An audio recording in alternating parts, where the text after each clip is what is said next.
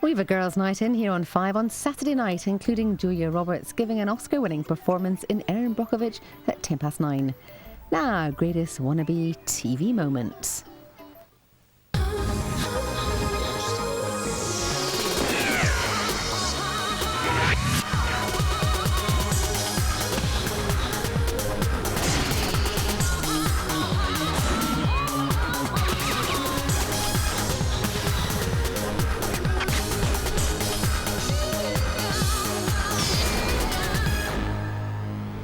Hello, I'm Tamara Beckwith and welcome to Greatest Wannabe TV Moments.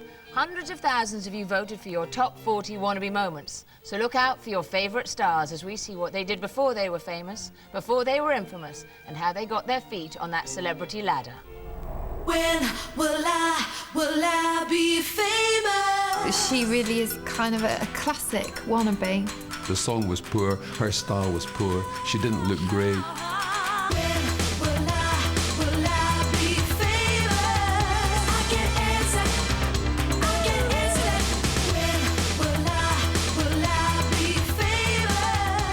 What a bizarre concept.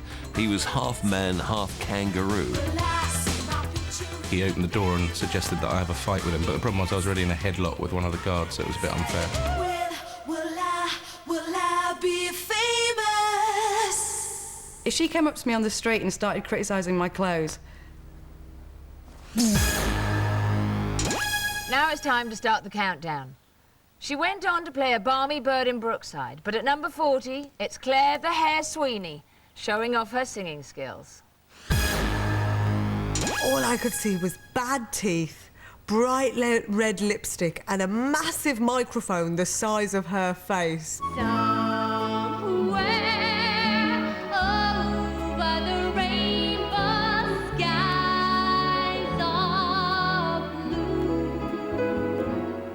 I've known Claire since she was about 14 when she used to go around the clubs, and she was a brilliant singer. She was holding it out there and going, like she was going to eat it. Somewhere over the rainbow skies of blue.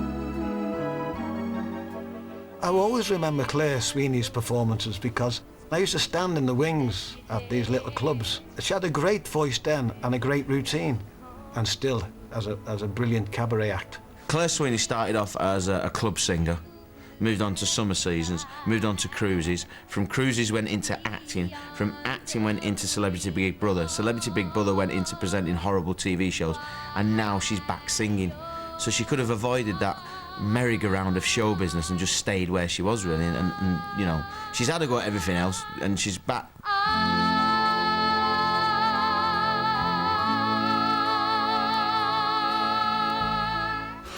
Remember when cult show The Word began a search for a new presenter? At 39 it's a whole load of wannabes in the cleverly titled Word Search.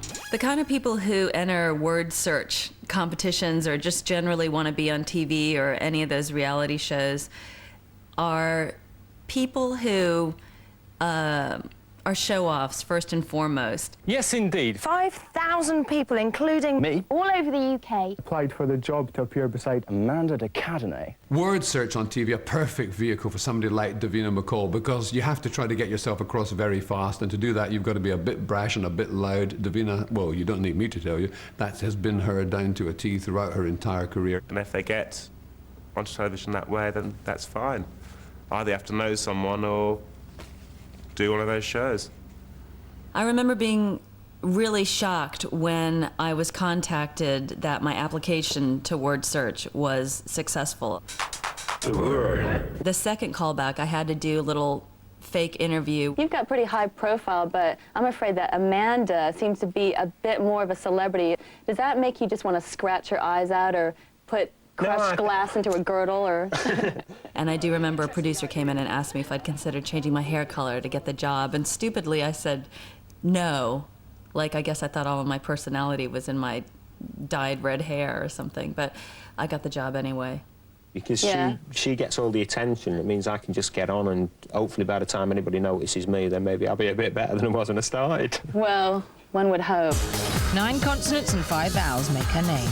At number 38, it's Carol Vorderman. Carol Vorderman's one of these people that's legend has completely grown way past the size of their personality. It's a flashy act that Carol brings us. It was even more flashy in those days. Those hairstyles, that wasn't a great period. In this series, we certainly won't try to baffle you with jargon, nor will we bore you to tears with news of the latest hardware. And what about those dangly earrings? My grandma can sit and look at that television and say with a straight face, that woman's a genius. Carol Vorderman's one of the most glamorous women on television, but let me tell you, that day, there was a makeup artist with a vendetta against Carol. We'll probably hear comments like that throughout the series. The hair, it was so gorgeous. I know it was a little bit sort of probably mid-80s, but it just sort of went... The big hair, the horrible clothes, you know, it was cheap, cheap, cheap. And now she's one of the richest women on TV, so well done for knowing all about long division. I always thought she was a one-off, but at number 37, it looks a bit like there are two Denise Van Houtens. I felt sorry for those two girls. Which two girls? Those two girls. Which two girls? Denise Van Houten and her friend, those two girls. I don't like what I see. You know it's hurting me. You fooled me again so easily. Why did you just call them by their name? No, that was their name as a pop group. Oh, they were right. called those two girls. Yeah. And I think that as a group, those two girls, I think they would have had great success. I think what really hampered them was the fact that very early on in their careers they had to be interviewed by us on radio. That probably put them off. I think Denise Van Houten's pop career didn't last long because in the clip that we saw, she didn't actually sing.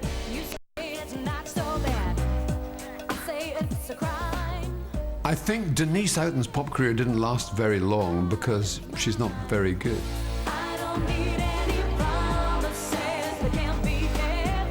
I think she's much more a stage artist and probably has been seen at her best when she's been in shows like Chicago. She's not seen at her best in pop videos, that's for certain.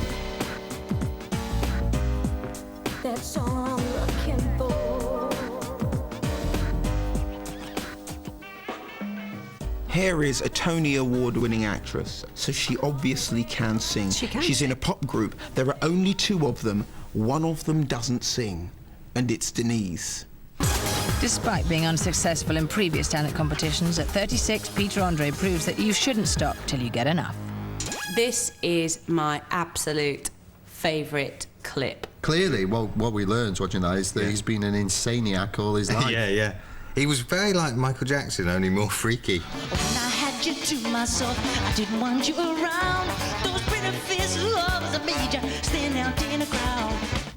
Ooh, Andre on New Faces. Whoa, that's really, I mean, sharp, you know, got that Jackson thing going on, but appalling, embarrassing. When monkeys, or chimps to be more precise, when they're frightened and they do that thing with their teeth, that's what he was like. He was like, Ooh, baby, yeah. Na na na na. Him doing Michael Jackson, can he be any badder? Yes. Peter Andre has an amazing look. It so should be good looking, and it really isn't. It's just, every time you see it, it's slightly repellent.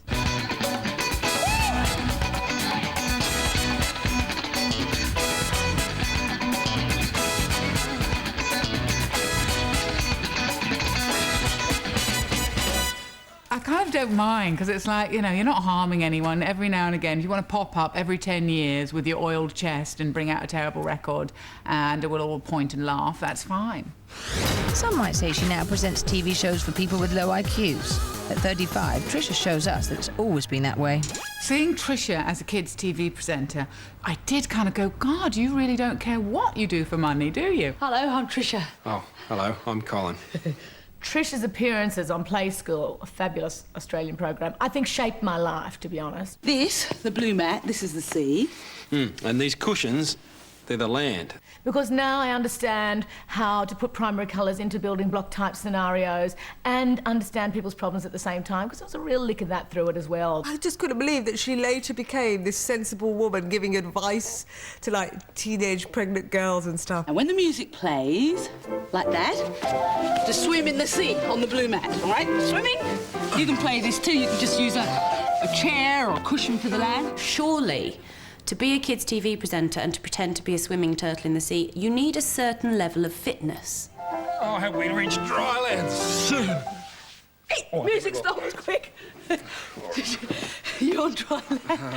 Oh, bit of a rest. I think it's no wonder that she's now taken a job where she stands there.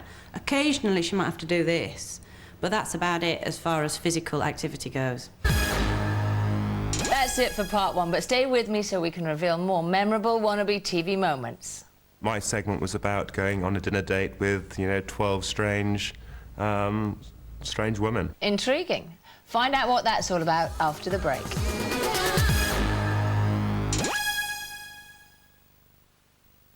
Get closer and find out why Lucy Benjamin is marrying her toy boy.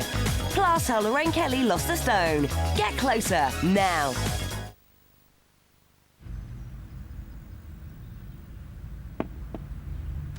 Good morning. Here's £100. Morning. Morning. Leave it in my trousers. There's no better way to start the day than the full flavour of Nescafe Original. See special jars and you could win £100 every morning for a whole year. Nescafe Original. Love the morning. I'm on the outside looking in, and I wanna be back on the inside with you. You are with somebody new. Don't you be left outside. See the new Simply Stylish collection by Linda Barker at low introductory prices at DFS. Asda customers are very pleased to shop at Britain's lowest price supermarket. And Asda want to make sure they stay that way. That's why thousands of people are working hard to roll back thousands of prices. So you can fill your trolley with even lower prices. Always low prices. That's Asda price. There is a power so awesome, so irresistible. You'll do anything to get your hands on it. Introducing Gillette M3 Power. Turn on Gillette's first battery-powered shaving system and turn on the amazing new Power Glide blades. Micro-pulses help raise hair so you shave incredibly close in one power stroke. Feel the power. Nothing shaves closer. For maximum power, change the battery every 6 months. New M3 Power from Gillette. Now make Gillette's best shave even better. Introducing new Mach 3 Turbo Gel for Gillette's best razor glide. Gillette, the best a man can get. She was dirty. He was nervous. It was rude. Together, they made a beautiful mess. Previewing at potnoodle.com.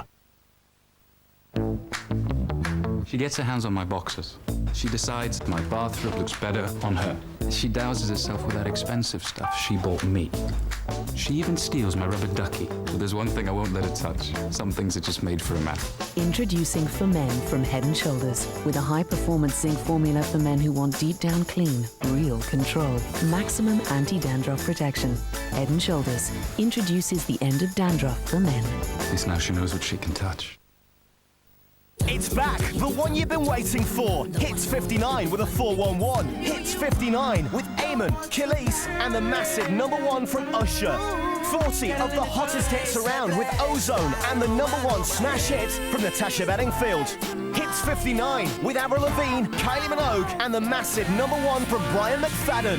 Huge hits from Outkast and Maroon 5. This is the only hits album you'll need. Hits 59, out now.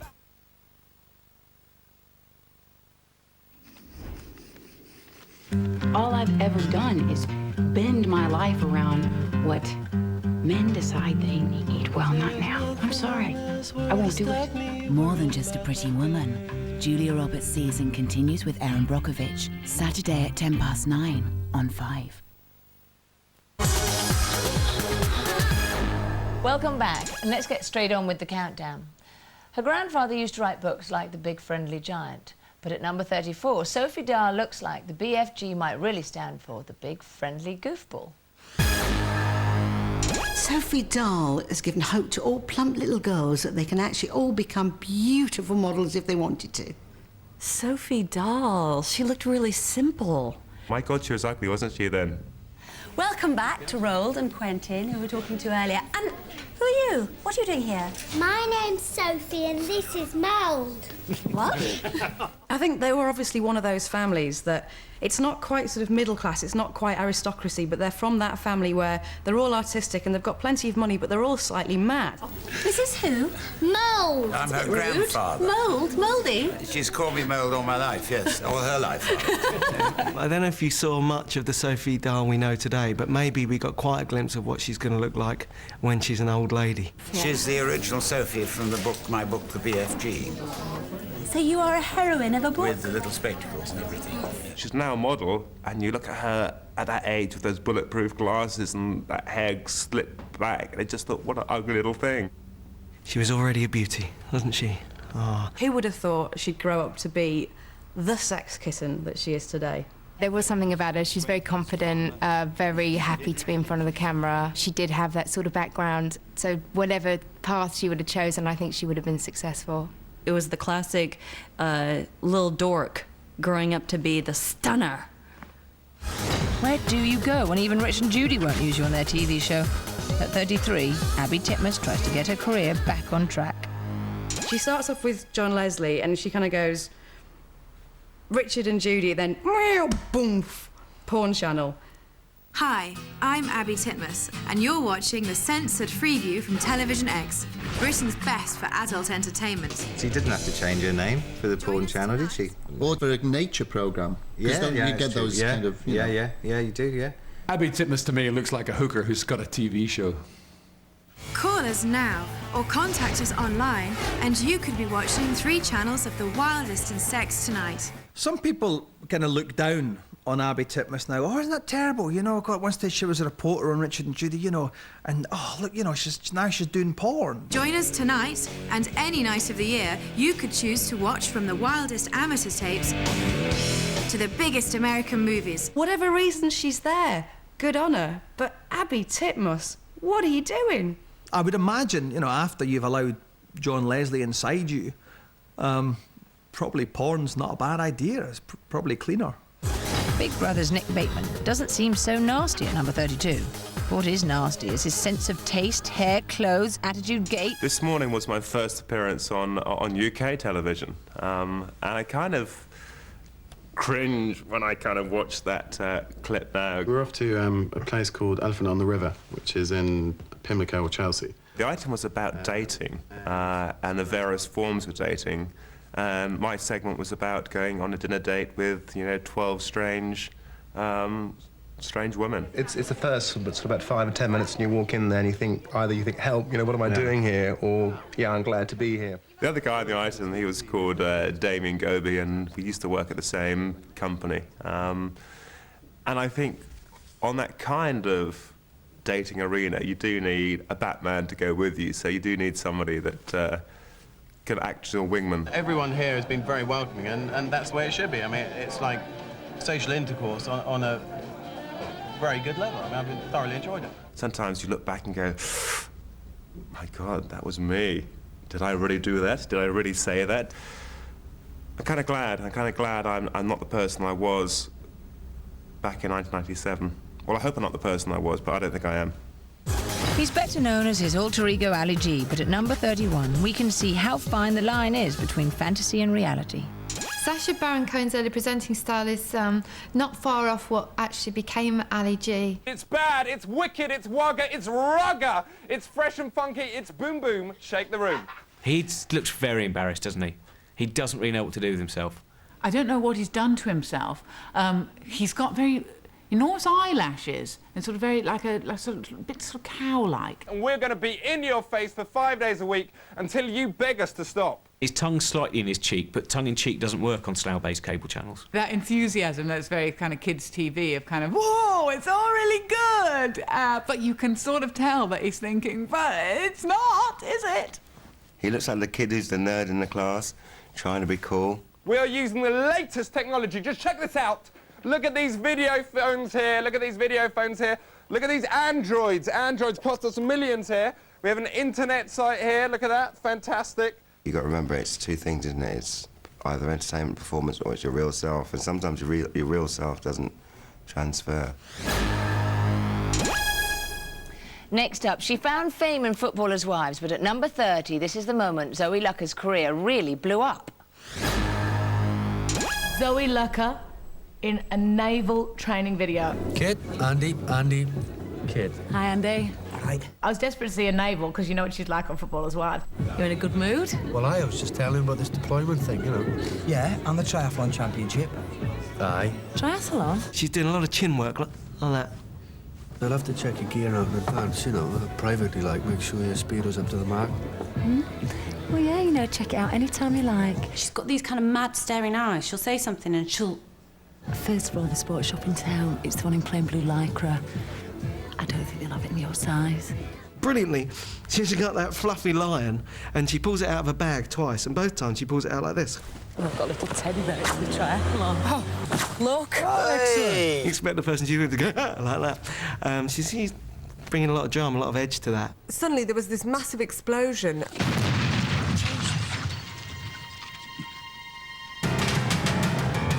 It's no wonder she wanted to get off into prison snorting coke off her fingernails and, you know, marrying a man who's got a hermaphrodite baby with his best friend's mum.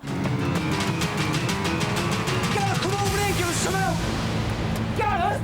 No, she's all bloody and her knees scraped. They also keep showing you the bloody face of the lion. Oh, the lion's dead.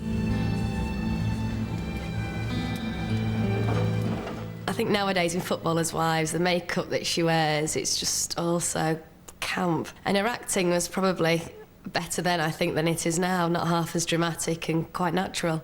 Coronation Street's Saran Jones seemed to have her heart set on Downing Street when she was younger. At 29, we see how far she got. I didn't even recognise Saran, but, I mean, we all looked shit in the 80s. We've got 3 contestants here. They're all going to referee a football match. To be fair, the wardrobe department hadn't made an effort with the Mrs. Thatcher outfit, had they? She looked more like Mrs. Overall. Can we have contestant number 1? Would you like to stand just here, please? No, that's absolutely lovely, darling. Are you ready? All set, go. Margaret Thatcher refereeing a football match, and cue. You see, in politics, we say that people should always stay in one place. I thought her impression of Margaret Thatcher was perfectly good. I hope she can still do it. I think if you had a scene in the street where instead of saying, "Oh, come on, baby. Oh, come on, baby. It's at Eileen's house, baby. Buy me some shit." She said, "Stephen, I think you should sell Eileen's house." That would be funny. I thought it was a good impression. I thought, again, she had that comedy timing that we see on Coronation Street. I thought Tommy Boyd was a bastard. Tommy Boyd always seems like he is about 50. If you're a politician, you should stand in one place. Well, stand in one place then. No, that was very good. Well done. Excellent, Margaret Thatcher. I said that was absolutely wonderful, darling. Right, next one. Who's next? And Michaela Strachan seems like hasn't aged a second since that day. So it seems like she's about 40 or however old she is. And it just seems a bit pervy, I suppose. Tommy, take her into the studio, lovey. Saran Jones in Coronation Street as Karen, she's just a nightmare. She's every kind of like northern battle axe fishwife kind of nasty piece of work. You know, her doing an impression of Margaret Thatcher on Wackaday when she was about, what, 10, 11, you could see that she had that kind of Iron Lady steeliness in her even then. Goofy family band The Bee Gees rock in at number 28 with a performance that's finger-snapping good. The funniest thing about that early appearance of The Bee Gees is that you've got Barry, who's this very good-looking young man. He's quite sort of like the young Cliff Richard, stood there with his guitar, very dashing, very respectable-looking. And then you've got Robin and Morris, who look for all the world like 2 baby albino rats. They're like down here, looking all confused and lost. And you think, Barry, the temptation for you to just sod off on your own and make all the cash must be overwhelming.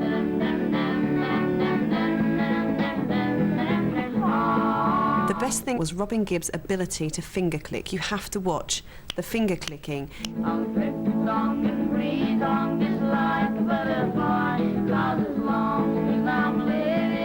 It's so out of time It's hysterical. What was it clicking on? Was it words or someone making a phone call around the back of the studio? It was clicking What was it doing? in terror. I didn't realise the teeth, they're that big when you're little, even when you have a small face. So at least their faces grew around them. The Bee Gees were always mad about music since, well, virtually since they got out of the cradle and started to toddle. It's not good, but it does show you that there was definitely something going on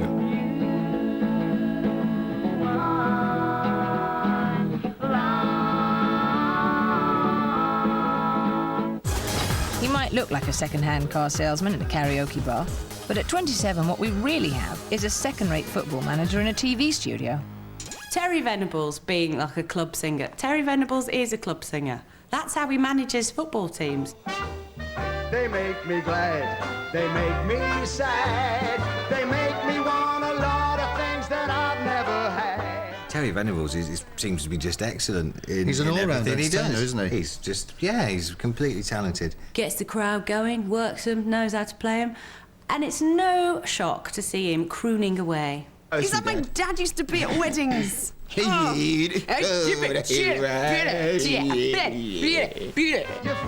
around with me now. Oh, well, you leave me on and then you run away. It's like being at a really awful wedding. It's like, when's the bus coming? I think we're done. I think he's got a great voice, and he so obviously loves what he's doing, and that joy comes across, I think, to the viewers a great deal. What do you want to make those eyes at me for? If they don't mean what they say. Strangely charming in an East End Cray Twins kind of way. Tie this TV presenter down sport. At 26, it's a singing kangaroo called Kenny, who looks a bit like Michael Barrymore. He got some record out, you know, Kenny the Kangaroo or some other, you know, ghastly marsupial. What a bizarre concept. He was half man, half kangaroo. And then he put a costume on. Oh, my name is Kenny and I'm a kangaroo, garoo, garoo. He wasn't really a big TV name, so I think he was doing little slots to try and get better known.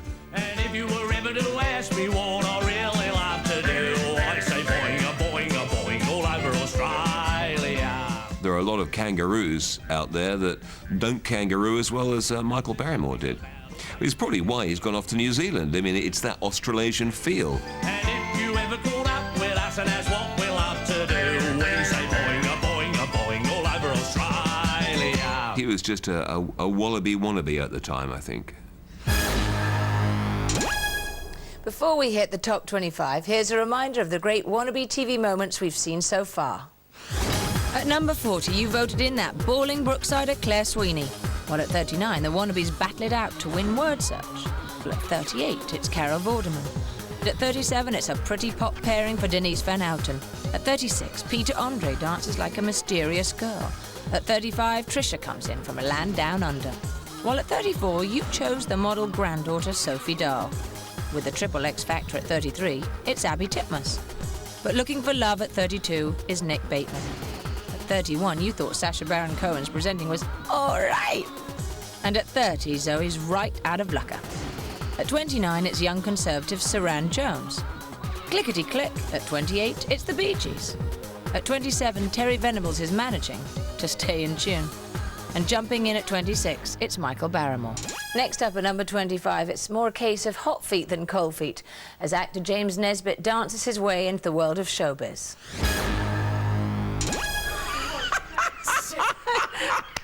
James Nesbitt was such a cocky little what's-it, wasn't he? I'd like to have a go at it because there's nothing else I really want to take up as a career at the minute. From that clip, it's difficult to see how James Nesbitt has turned into the smooth-talking actor that we know and we love today. He's still this gumless, blocked-up nose. He does this thing with his mouth. He actually looks quite like a young Paul McCartney, but I think he's definitely got better with age and should carry on acting and not bother singing. Come on, babe, why don't we paint the town? And all that jazz. We can't not talk about the dancing. The dancing, oh, it's dreadful. The dancing, don't get me started. It's like he's learnt the moves, but he's not listening to any music. Bruise your knees and roll your stockings down. And all that jazz. Please, look at that and see what he's become. It's the same. Stop giving him jobs. He was definitely going down the wrong road there. He cannot sing, he cannot move, and he had nothing going for him. Just a noisy home where there's a nightly brook and all that jazz. You know, the nation needs another Michael Ball, and we could have discovered hidden depths. James Nesbitt. To James Nesbitt. And that brings us to the end of part 2, but I promise we've got many more great Wannabe TV moments coming up, just like this. He's just fantastic at everything he does, and I think that probably just about includes the horn. And I'll be showing you what that's all about after the break.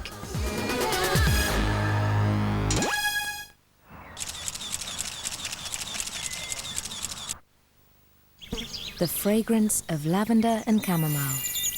The soothing fabric conditioner in new Bold 2-in-1. Okay, cover me!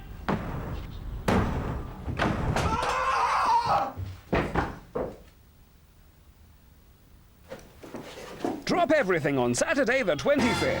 It's McDonald's 30th birthday, and there's a free hamburger voucher with every sandwich or premium salad. I'm loving it. To celebrate 80 years of fantastic star power, you can buy any 3 of MGM's greatest titles on DVD for £20. Over 100 titles are available, including Legally Blonde 2, Wind Talkers, and special editions of The Usual Suspects, Platoon, and Chitty Chitty Bang Bang. 3 DVDs for £20 available now at Woolworths. Pomegranate, persimmon, and light tree surprise. Kiwi, kumquat, and fig delight. Blackberry avocado and mango sensation. The hair's so appetizing, it's practically edible. And what do we get? Bananas. Herbal Essences Fruit Fusions collection. Have you had your daily serving? Hold on, they're coming in an all-new adventure. Disney on Ice presents Disney Pixar's Toy Story 2. Now's your chance to see Buzz, Woody and Jessie live at the National Indoor Arena, Birmingham. Don't delay, book right away. When my skin's feeling good, I feel that I'm looking good, and that makes me feel great. Original Astral Moisturizer, how every woman should feel. Nobody leave the table till you finish supper. Yeah, what happens if I leave the table? Get ready to Mambo. Fantastic film, really enjoyed it. Italian style. The characters were brilliant. She couldn't stop laughing. Something for absolutely everyone. Feel good film. Definitely great fun. Mambo Italiano. New favourite recipe sausages from Walls. So tasty there'll be trouble. Imagine, you're downloading with some other broadband service, and you hit your monthly download limit. What happens? You might have to pay extra, or even wait till next month to finish what you were doing. AOL Broadband is different. It has no download limits. For just $19.99 a month, you get unlimited broadband. Call 0800 655 6000 now. This is the all-time greatest love songs. This is the closest thing to crazy. The greatest songs from the world's greatest stars. You say nothing at all.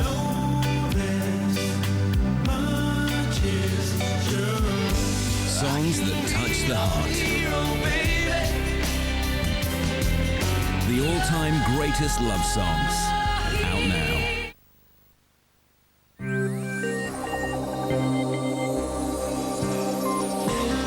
Boss Intense Shimmer. Let your fragrance sparkle.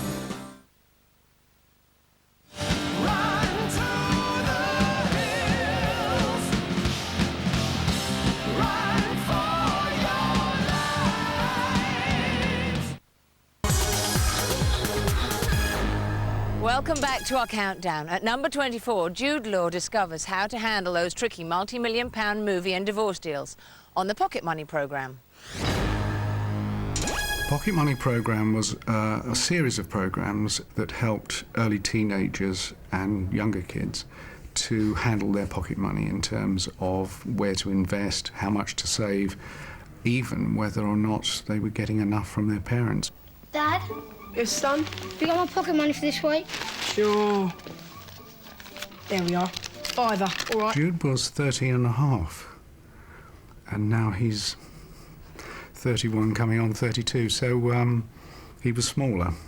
Smoothie Jude, come on down, Jude. Don't be shy. $3.75 for the mom jacket, $2.25 for the sports shirt. Give us a twirl, Jude. $2.50 for the khaki trousers, which brings us to a total of £8.50. Thank you, Jude. I don't think Jude had any weaknesses whatsoever. I think Jude was always positive and creative. Cameras, action! Well, if you've ever fancied a bit of that, here's some good news. You don't have to fly all the way to Hollywood, US of A. The Children's Film Unit is based in London, in Battersea.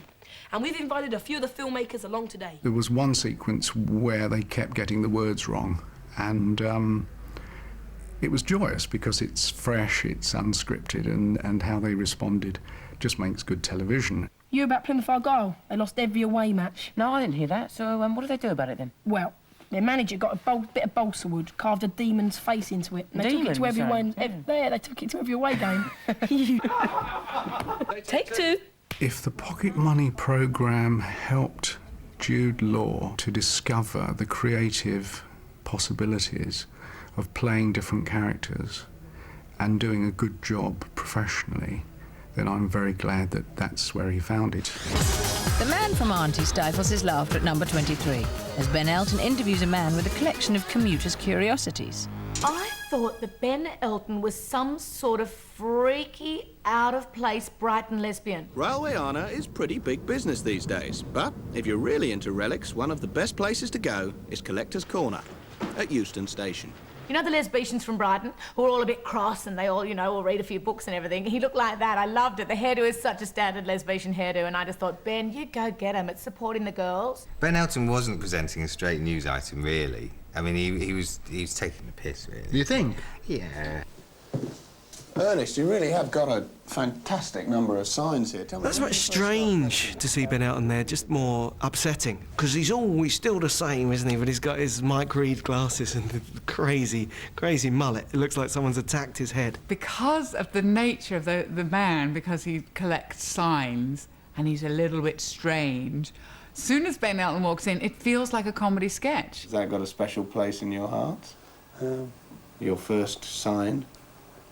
Probably, and particularly as it's a closed station. So the guy who's collecting all the plates, yeah, that's how Ben Elton looks now. So Ben Elton was obviously really impressed by this guy. If we could have just thrown a load of glitter over his suit, we'd have had a perfect man from Auntie, Ben Elton. You can feel Ben Elton kind of thinking, all right, so what can I ask him with a straight face about his sign? So I think it comes across that he is a funny person, and he's not taking the sign man seriously, which is quite sad. The only trouble with collecting something like signs is they will eventually take over your whole house. So if you want to collect something smaller but equally attractive, why not try tickets? It's so offensive. It's almost as offensive as his musicals. He's one of the best stuttering, singing superstars this country's ever produced. At 22, Gareth Gates gets his pop idol practice in a few years early. The reason why Gareth Gates became as popular as he did was because we had seen his failings.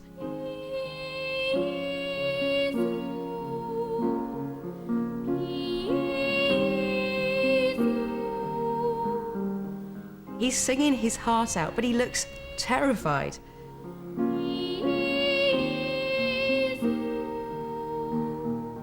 Gareth Gates was gorgeous on that, but I think that Boy Soprano's only become popular once every 5 years, and he probably missed the slot.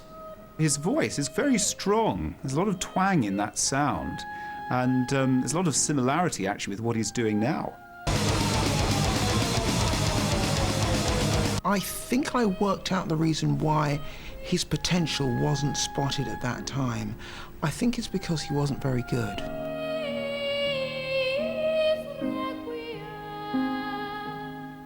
He probably was forced to do it because all the other choir boys were bigger than him and said, we're not doing it, you're doing it. And it turned out, obviously, to be to his advantage. I think Gareth is a really great singer, but it's interesting because Gareth has sometimes talked about wanting to go back and do opera, but judging from that clip, I'd steer clear of it.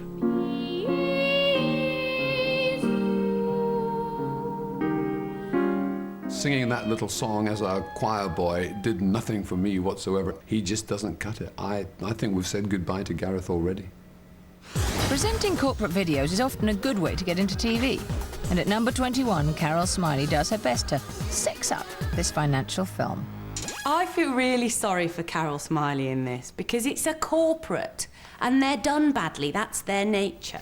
Hello and welcome to Savings Pursuit. The script she's been given, she can't fail but look an absolute knob. This is her big chance to get into the serious suited and booted world, and it's not coming off too well. Are you ready?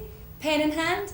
Let's see how many correct answers you can get when we play Savings Pursuit. Amazing to see Carol Smiley trying to sex up that financial video with the smiley, smiley, Carol Smiley approach and whatever. Yeah, wow. But just her presence made it sexier. Yeah, yeah. Just that radiant smile and that beautiful hair. Yeah. Who has a mortgage plan that helps you release money for your own use and reduces your monthly payments immediately?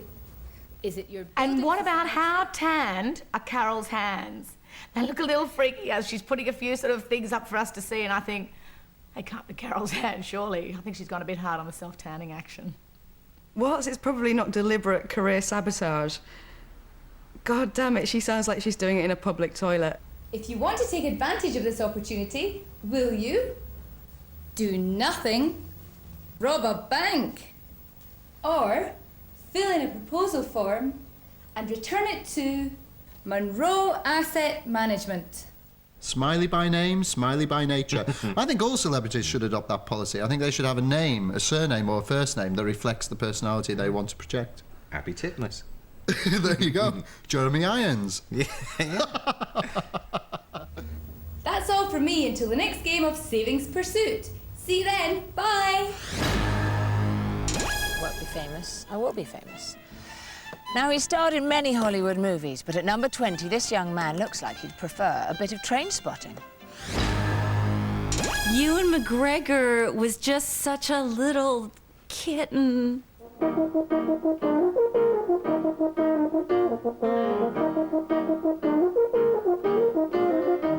That's wonderful. They should have had a French horn solo in Moulin Rouge. That's an opportunity they missed. That was like something that you have a dream about.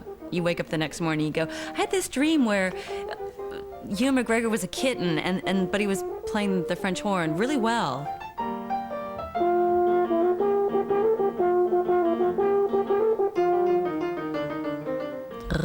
Choose life. Choose a French horn. Choose a bad take. It's nice to see film stars like Ewan McGregor having some hidden talents. You know, he's obviously very good at blowing.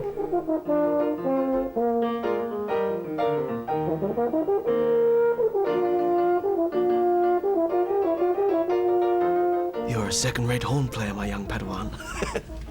Yes, master. He's just fantastic at everything he does, and I think that probably just about includes the horn.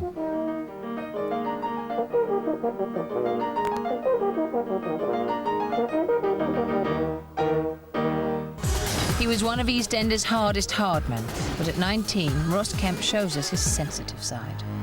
His behaviour as a sailor is very unlikely. You have to double look. You think, is that him or isn't that him? Because he's got the hair, but it's like mine. It's going right back. Very, very thin. It's like a landing pad for flies at the top. Dead ahead, steady as she goes.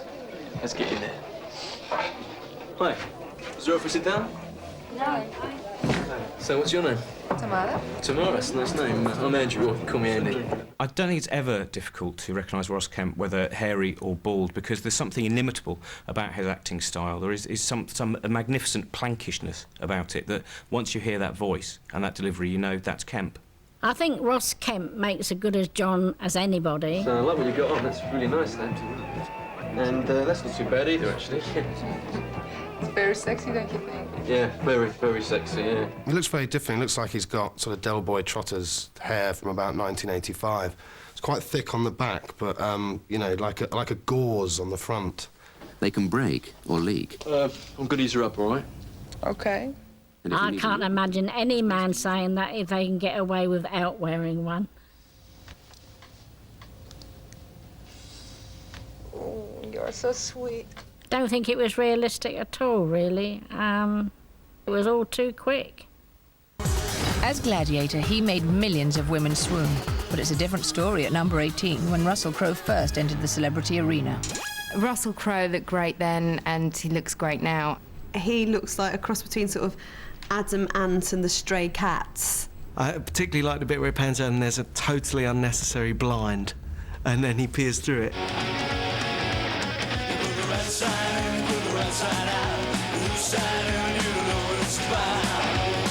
And then he peers through it again.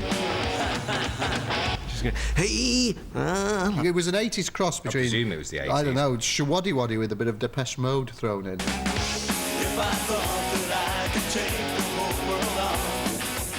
Spent a lot of time in the video steering a car that was stationary.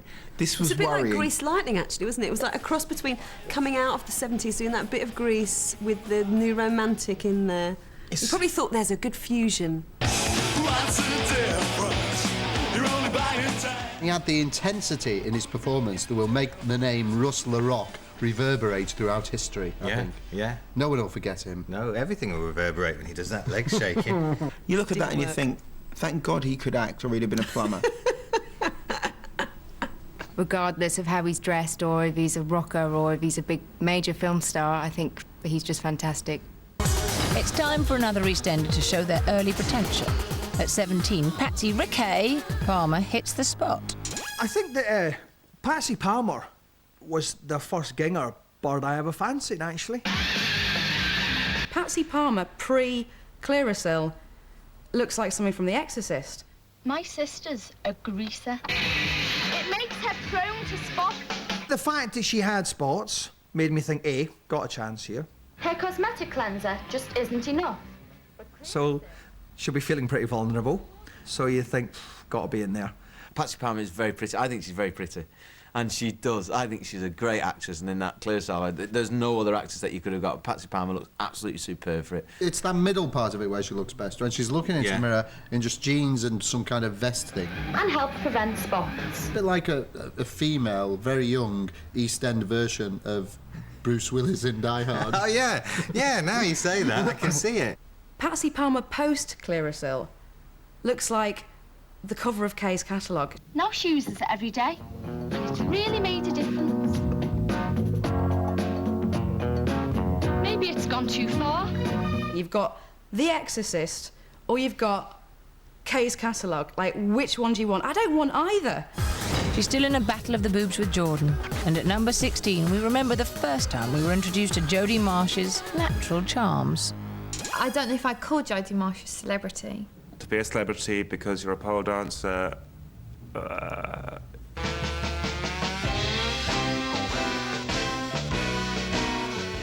she shouldn't be, but the press are allowed to be, so it's the press's fault ultimately. The press sees someone like Jodie Marsh and they go, right, we'll build her up and we'll invite her to lots of premieres, and it means you always get that shot of her slightly falling out of her gun belt or whatever she wears. And then we go, why are these people famous? And the newspapers get all cross and go, yeah, why are these people famous? To read more about why they're famous, pages 4, 5, 6, 7 and 9. She really is kind of a classic wannabe. If I'm not a millionaire by like 30, then I'll just marry one. She's the epitome of, sort of footballers' wives and celebrity wives, and anything to do with wives is about on television. Glamour, big lips, big hips, and big bits. How many white stilettos have you got? None. How many have you got? I have got one. I think Jodie Marsh has played an absolute blinder. Essex Wives was a really good documentary series. It was done really well, and I think that helped her. I just want to enjoy myself. You only live once. No, you can enjoy yourself, but you don't need to do things to excess to enjoy yourself. Yeah, you do. She got her waps out, she turns up in outfits, and she's earning lots of money, and that's what she wants. Good on her. He's one half of TV's hottest duo, but at 15, why don't you check out Ant before Dec came along?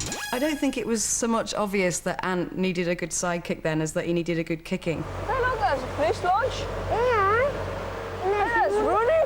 Rooney, what are you doing on there? Rooney, what are you doing? Rooney! Hello! Are you?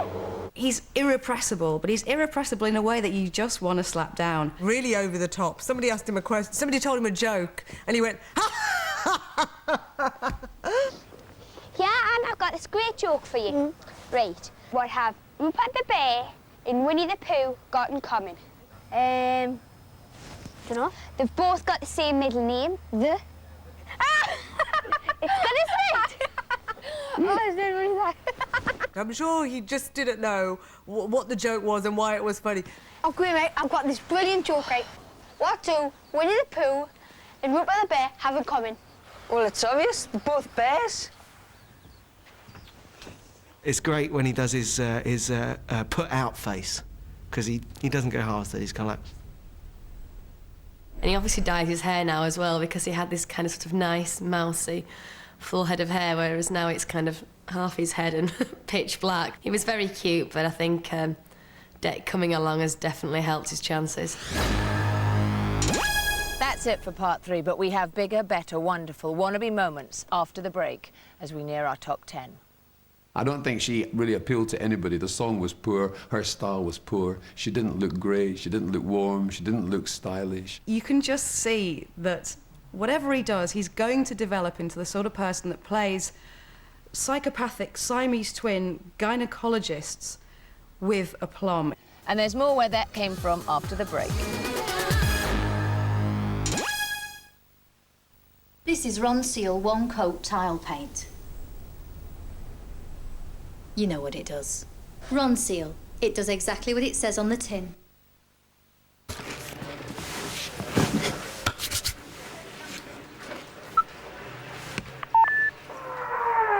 Video player, bright color display, Bluetooth connectivity. In the Nokia 6230 phone. Nokia, connecting people. I need a copy of Heat to see if it's all true, because I don't know. Do you know? I don't know. No. Do you know? No Heat. No lip surgery revelations. Unthinkable. We are 118. From Nottingham to Notting Hill Gate. We are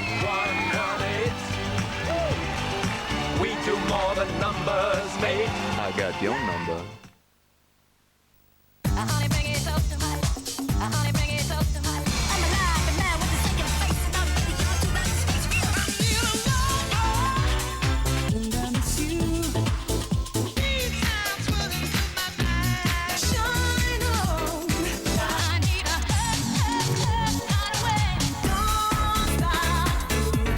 Can play that game. 3 CDs, 60 tracks. Club classics from Ministry of Sound. Brunettes, step out of the dark. New L'Oreal Feria Colour Booster Flash Brown Technology. Extreme lightning in a flash. As never seen before with the Colour Booster. A concentration of colour that boosts lightening of dark hair in shimmering tones of chestnut, gold and red. New L'Oreal Feria Colour Booster Flash Browns. Exclusively for brunettes. Your skin is alive. New Sanex actively works with your skin, maintaining the skin's natural protective layer. To keep skin healthy and naturally protected, Sanex. Enjoy a healthy skin. Today, I'm checking out Sainsbury's new all-day baking. Where should we start, boss? Let's kick off with the baguettes.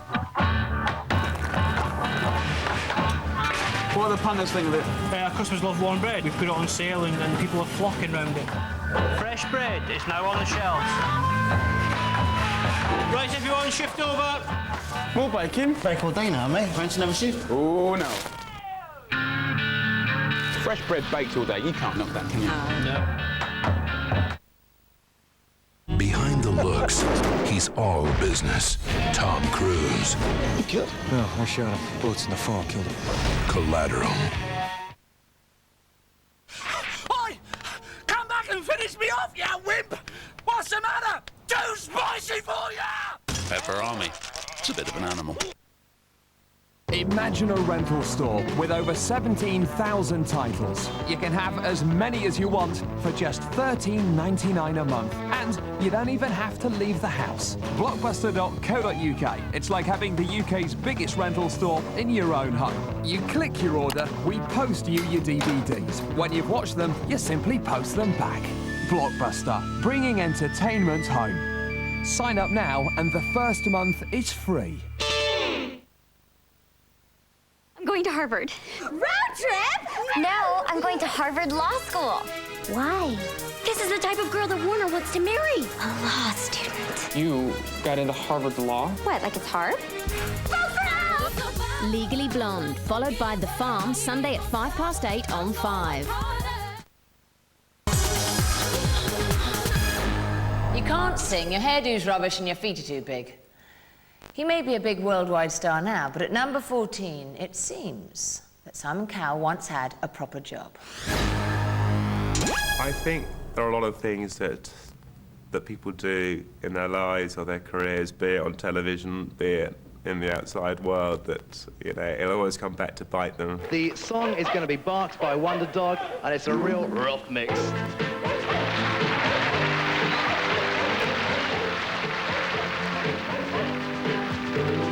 Everyone has also skeletons and embarrassing moments. If you don't have those things, you haven't lived.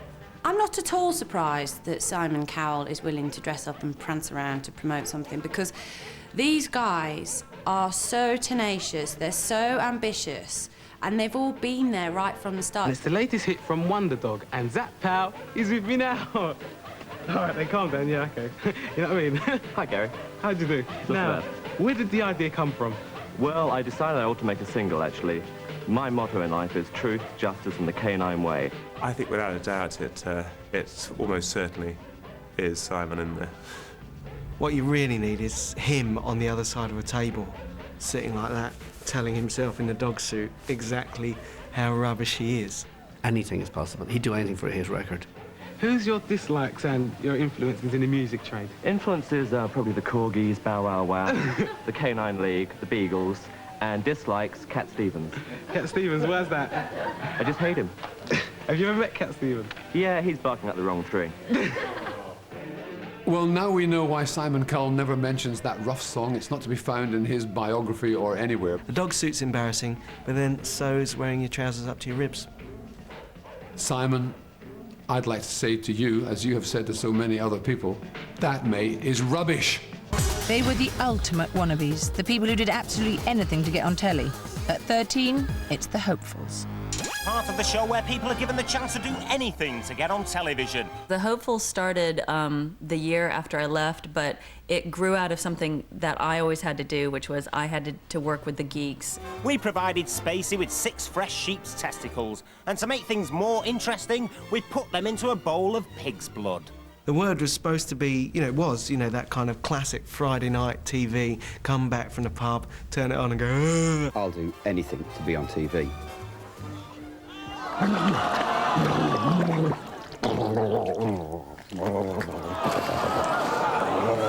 But I don't know if they're actually trying to induce vomiting. Billy licked his way through this old man's flaky scalp. Perhaps more entertainingly, it did feature the gentleman who brought in maggots.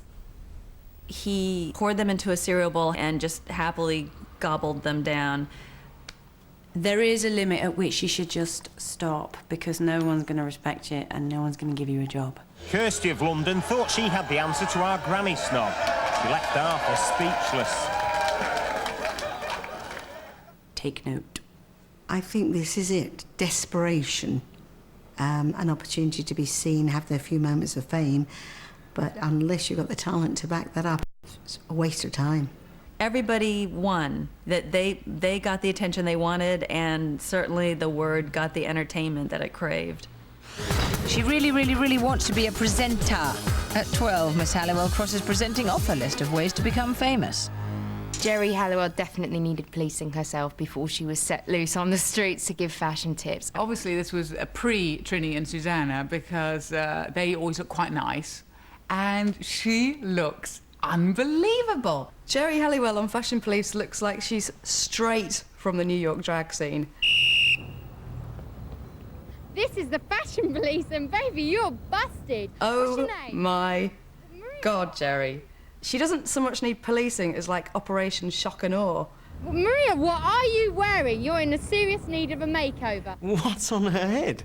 She's got this kind of big, giant wig hat scenario. We've got a fashion editor, we've got Henny's, all at your disposal. Do you want to do it? Let's go, yeah? At least she's wonderfully relaxed, isn't she? Such an easy, calming person to have around as a TV presenter. If she came up to me on the street and started criticising my clothes... Playing away at number 11, Jeremy Irons smooths out his path to Hollywood stardom on children's telly. He's totally committed to it.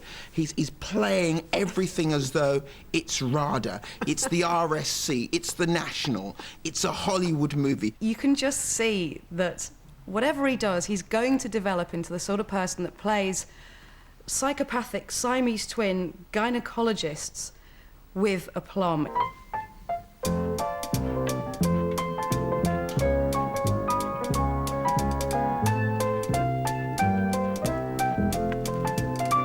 I think there's something very sweet about watching Jeremy Irons doing a kids' TV programme. It's just as if he's, Brideshead a few years later, he put his all into it. He's really put his all into Play Away. Another witch admired the twitch, so she started twitching, though she had no itch. Now both of them twitch, so it's hard to tell which witch has the itch and which witch has the twitch. If I'd have known he did that and then watched one of his films, you just never take him, seriously. And he plays guitar as well.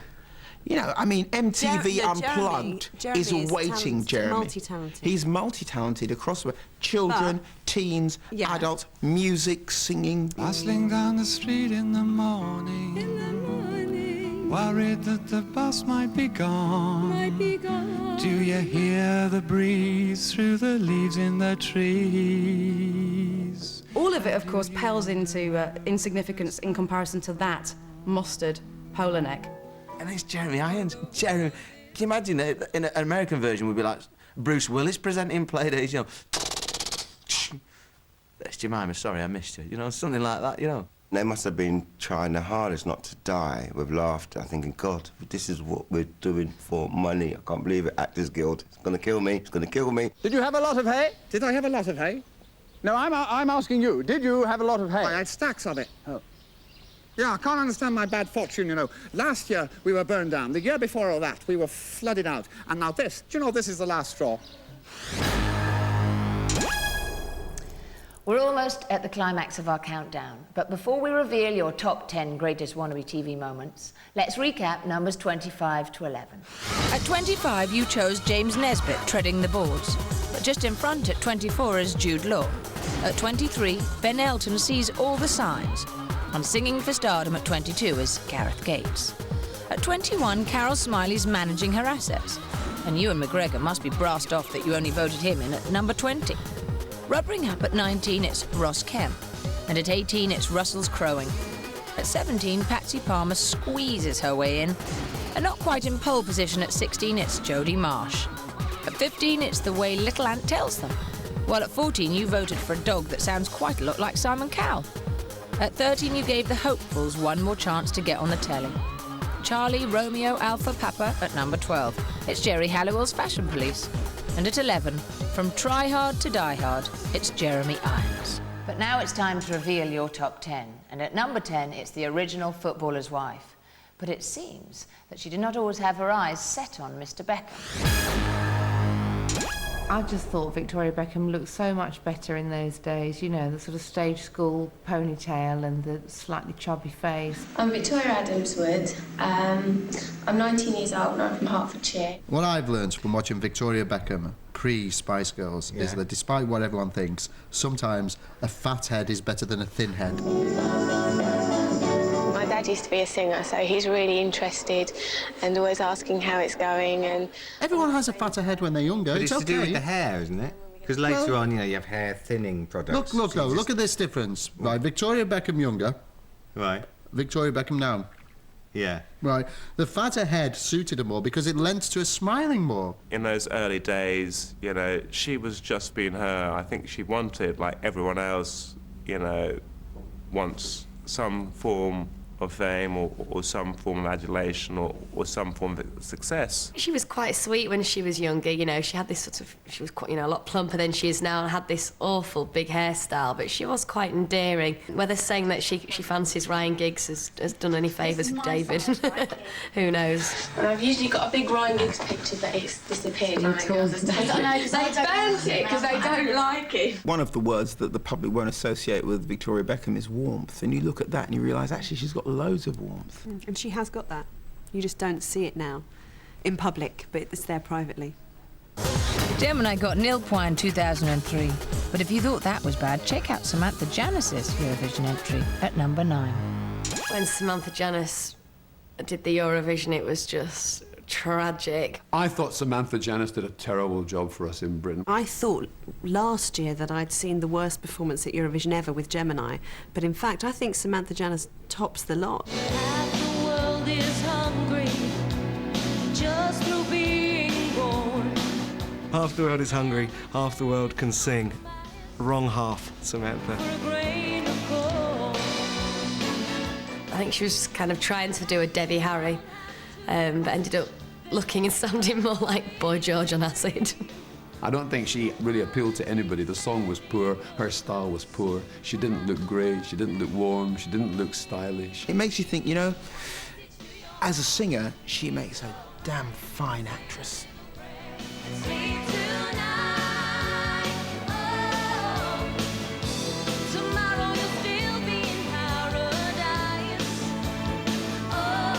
That's pretty bad, wasn't it? I mean, she was pretty sharp. And I don't mean sharp, I mean sharp, as in... I think I remember Samantha J. Anus. I think it was her. She's the pointy one, isn't she?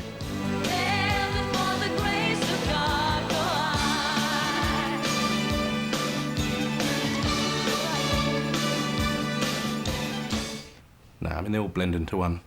Samantha didn't win, did she? No. Did she win? Come on. Obviously, she's failed that and thought, what will be my next avenue after the Eurovision song? Acting. Yes, you're right, I'll do acting. But apparently the door was always left open for her to go back to the Eurovision Song Contest. A lot better than them two twits from Liverpool. It's time to say hello to Jerry again at number 8. She takes a trip to Turkey to show off her talents.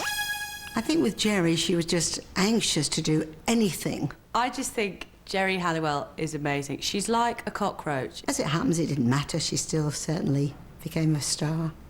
7.850.000 lira kaybediyor. Banu güle güle.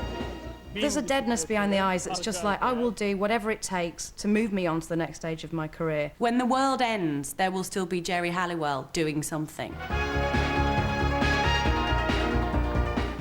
Bahtiyar Mobilya'dan gençlik duygularınızı paylaşacak sırdaş bir takım. Yazdığınız mektuplardan kimseye söz etmeyecek. Yes, it's slightly humiliating. Yes, she does make a bit of a tit of herself, but Jerry actually did make it. She did become something. Cem'den tek kişilik komple yatak seti. What were you doing in Turkey? Walking into a TV station and saying, yeah, can I do that job? Yeah, OK, don't speak Turkish. She was probably dancing topless in some club and got the offer to go to Turkey and host some show where she didn't know what the hell was going on. It probably looked like a good gig at the time. Don't matter. Probably looked like a good gig now, actually. Although he's hardly giving Rory Bremner a run for his money, let Robbie Williams entertain you with his impressions at number 7. Well, the 8:15 from Manchester was your classic Saturday morning kids show. It was live and we tried to create an atmosphere of organised chaos. Well, they came into the studio like, you know, a breath of fresh air, like a whirlwind, really. They were so full of energy. Hey, live on the A15, take that!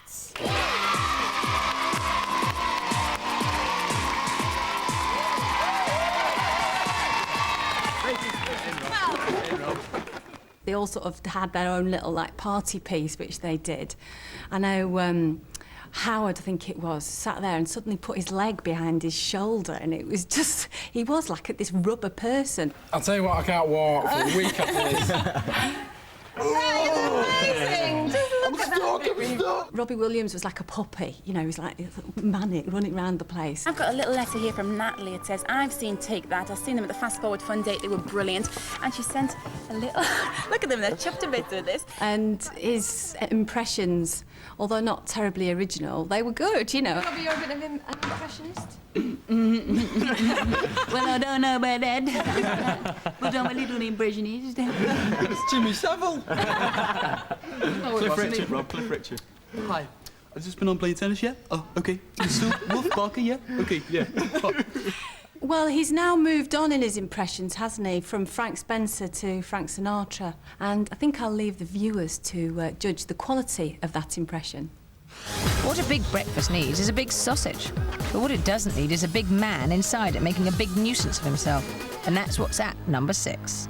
Just before we did Trigger Happy, I was very short of cash, and this advertising agency approached me and said, if we gave you a lump sum, would you try and get the pepperami animal, which is their sort of character of a sausage, in the news? I was just watching Big Breakfast, and I just suddenly realised it was a prime opportunity that where Johnny and Denise were sitting, you could look out in the garden, and like anything that was happening there would probably get on telly. Ready? Security! We thought it'd be quite funny if in the middle of the Big Breakfast, the big sausage would be seen beating up a carrot in the background. The carrot got in really easily, and I was just getting to the window in place when the security guard just took me out. I think Johnny kind of got what was going on, so he was quite cool about it. In fact, I think he opened the door and suggested that I have a fight with him, but the problem was I was already in a headlock with one of the guards, so it was a bit unfair. Come back and you'll have a right good kicking. But annoyingly, the carrot gets away. I don't know how he got away, but he got away, and I got arrested. Just got to tell you, I think the carrot has been taken away. No, the carrot escaped. The sausage has now been... Is a sausage now in custody? Yeah.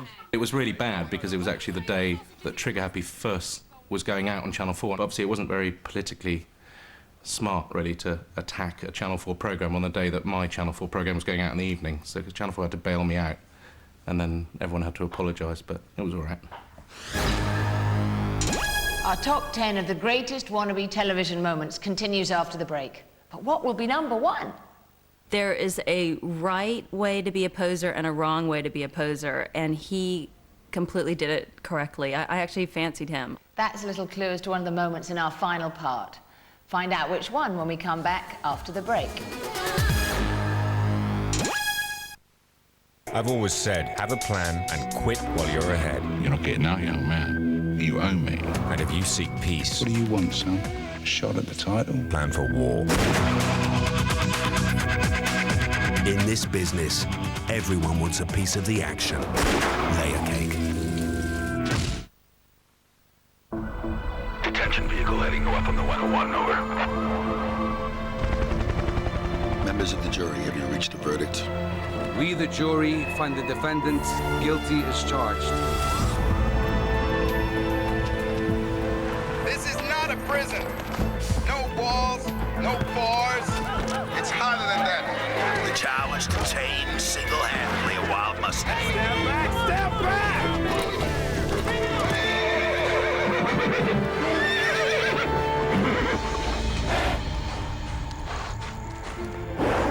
What's he doing?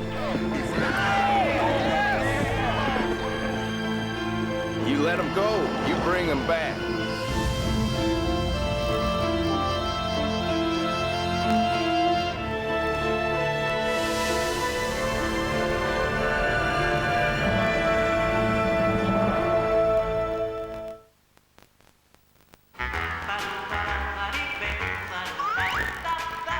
Presenting the first Chupa Chups tasting as creamy as an ice cream. Cremosa by Chupa Chups. Can we have another one? Sure, it's sugar-free. New Cremosa by Chupa Chups. Creamy like an ice cream and sugar-free. What's going on today in the wonderful world of espionage?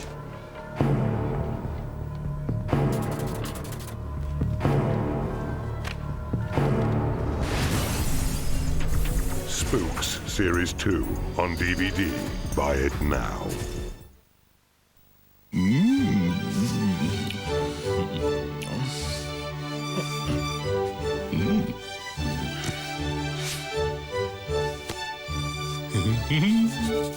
Red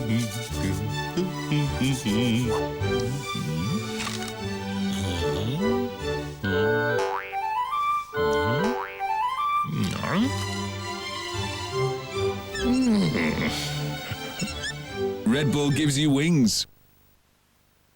Here you are, ladies. Right, napkins. Napkins? Don't breathe. Seen something, have we, my happiness? Indeed we have. We can't, she'll kill us. We can just have one and spread the rest out. Go on, she won't notice. Two words. New Cadbury Snaps. Your happiness loves Cadbury.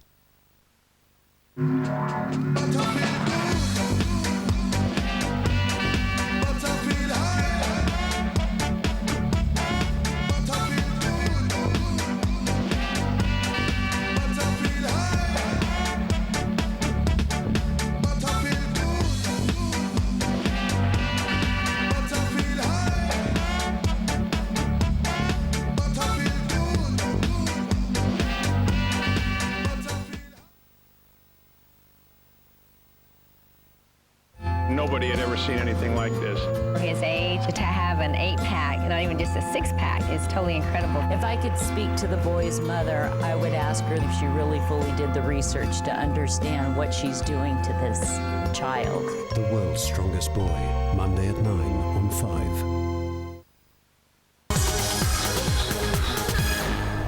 5. Welcome back to the last part of our show. At number 5 is someone who is better known for being naughty with men in show business. However, Amanda Holden has been picking up men on TV for much longer than that. Amanda Holden on Blind Date was a real firecracker. Ooh, she looked like a handful. You kind of go, right, so you've been desperate for a long time. Number 2, what's your name and where do you come from? Hello, Stella. My name's Amanda and I'm from London. You can see the other girls looking at her because she's really overacting and using her voice a lot because she's an actress. I'd grab your love handles and I'd shake them vigorously. And then I'd just wait for all your flab to just fall into my hand. She smiled and all I saw was really bad teeth. And I was thinking, my God, if my teeth were that bad, I would not be like laughing that loud, going like this. I'd go downstairs into the galley and cook you a huge steak. So then I could make your love handles even bigger. She comes across as really, really wired and desperate. Well, Barney Bear, I haven't got a handkerchief to tie a knot in, so instead I'd have to tie a knot in something very close to my heart and give that to you. Any form of television sometimes can be a great casting couch or a great showreel for people. So, sometimes people will use these shows, to further their career, and if they do, good on them. He's famous for playing the office manager from Hell, but at number 4 it's a young and devilishly handsome Ricky Gervais. Because he was wearing the sharp suit, it was quite reminiscent of Bowie in that Let's Dance, China Girl era. Almost Brian Ferry-esque. He puts a little sort of haunting reverberation into his voice.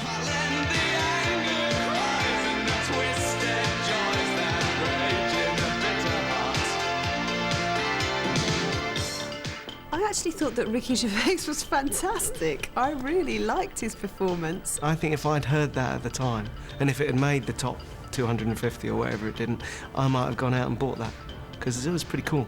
I think Ricky Gervais made a huge mistake in finishing up with his pop career because he obviously was clearly talented. It's everything. He had the right makeup, the hair, he had the big poofy trousers. It's fantastic. Ricky Gervais's pop career lives and dies with that hairstyle. If you look carefully, there's a kind of silhouette in the background of somebody desperately trying to kill it.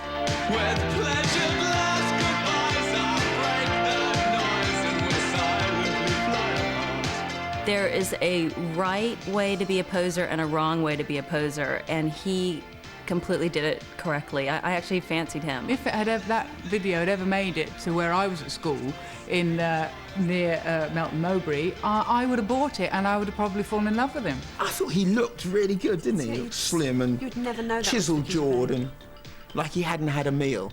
Now he looks like he's had a meal. Long before Cat started brightening up our Saturday mornings, at number 3 it's an early TV moment from a Puss in Kinky Boots. This girl has looks.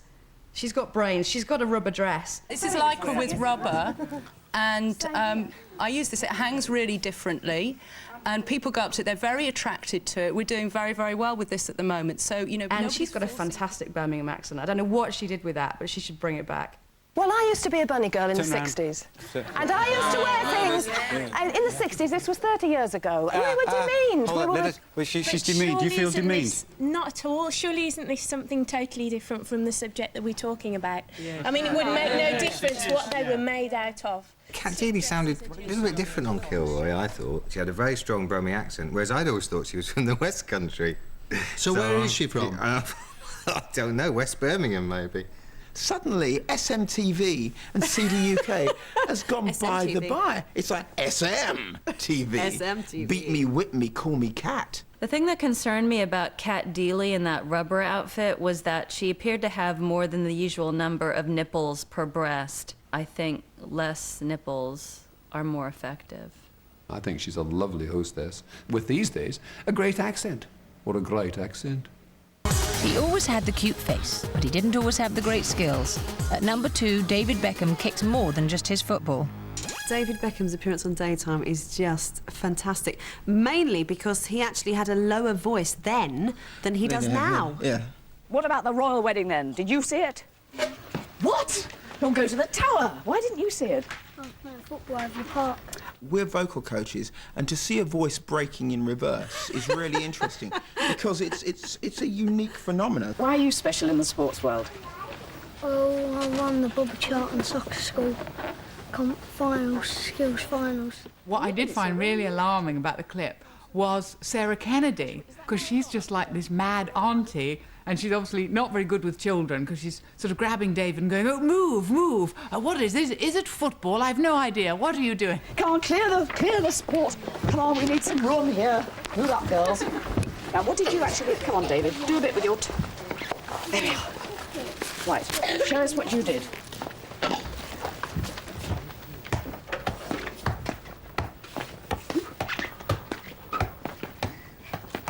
Oh. Not even a shadow of nightmare in his eyes at that point. He was a funny little thing. He had his little jumper on. What about his hairdo? He looks exactly the same. Try and get it to the bit over the back. Hey! Well done. He was all over the place, really, you know. And then he nearly took that kid's head off, which was, you know, whoa, David, that's where the violence stems from. He didn't care about kicking that person in the head, just like he didn't care about missing that penalty. It's almost time to reveal what you voted as your greatest Wannabe TV moment. But before we do that, let's just look back at our top 10. At number 10, you voted in Victoria Adams-Wood as she desperately sought success. At 9, it's Samantha Janus with a perm to make you squirm. And at 8, you went for Jerry's prized possessions. Making an early impression at 7, it's Robbie Williams. While at 6, Dom Jolly really is a silly sausage. Weighing in at number 5, it's that love handle lover Amanda Holden. Then at 4, it's love handle lacquer Ricky Gervais. Dressing all seedy in the UK at 3, it's Cat Deely. And at 2, it's that boy Buta Beckham. Now it's time for the greatest Wannabe TV moment that you voted for as your all-time favourite. At number 1, it's the boy band who sold millions of records and had girls screaming all around the world. But this greatest TV moment does make you wonder, how? Boys On was put together by Louis Walsh, as everybody knows. I saw Take That and E17 in Dublin and The Point. I thought to myself, God, I can do that, you know? We'd gone through a stage of maybe 6 or 7 different auditions, because like maybe 1,000 people showed up to the auditions. These lads are going to be Ireland's answer to Take That. This was the first time we had a kind of a boy band around. Before that, it was all rock bands. It was Tin Lizzy or U2 or Van Morrison. We didn't have any pop. A spot came in for the Late Late Show and Louis rang us and said, look, we're going to go on. What instruments do you play? Well, I'm a drummer, say. What are you? Penis. And we were like, but we just got together. We don't have anything. Dance, nothing. We've no tracks. We've no songs. We've nothing. Sing for me. No, we gotta save it till you have. You have to wait for matches. But I hit in 2 months, hopefully. We guarantee a hit, anyway. We'll guarantee a hit, you won't see it. And he goes, well, we'll just make it up as we go along. We've just got to go on. Doesn't matter, because it's, you know, big audience. Get the name out there. They didn't dance together, they didn't sing, and it was just very, very funny. It was one of those moments in Irish pop music where you think, God, how did they make it?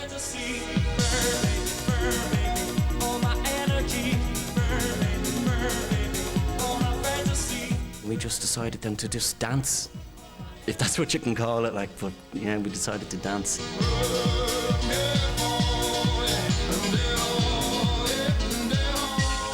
Out of all of us, Stephen was a dancer, like he's a good dancer and stuff like that.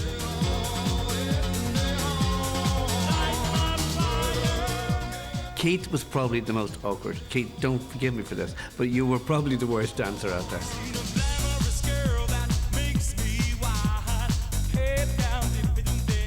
Shane grabbing his crotch and just doing all this, it was the funniest thing in the world. But at the time, we were deadly serious. It